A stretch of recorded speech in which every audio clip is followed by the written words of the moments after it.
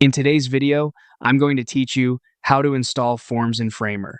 By the end, you'll know exactly how to add a form to your canvas and tailor it to your project's needs.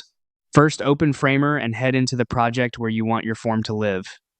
If you're starting fresh, a blank page is perfect. Make sure you're on the canvas so you can place elements directly onto your layout. Next, look to the top left of the interface for the plus icon. This is your insert menu, where all components and blocks live. Click it to open the library. You can scroll through the categories or use the search bar if you prefer. Now, find the Forms category. Clicking Forms reveals a set of pre-built inputs and complete form blocks designed to work out of the box. This is the quickest way to add fields without building each element from scratch. Choose the form style that fits your page. Clicking on a specific form block will show a preview and options. Think about what you need: a simple email capture, a contact form with multiple fields, or something more detailed. Pick the one that matches your goal so you spend less time reconfiguring later.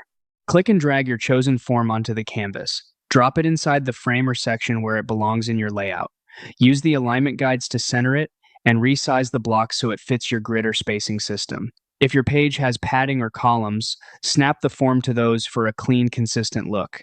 Finally, make your edits in the right-hand Properties panel. Update labels and placeholder text, mark required fields, and change button copy to reflect your call to action.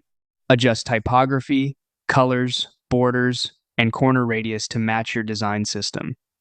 Consider accessibility by keeping labels clear and contrast strong. If your form has a success message, customize it so users know what happens next.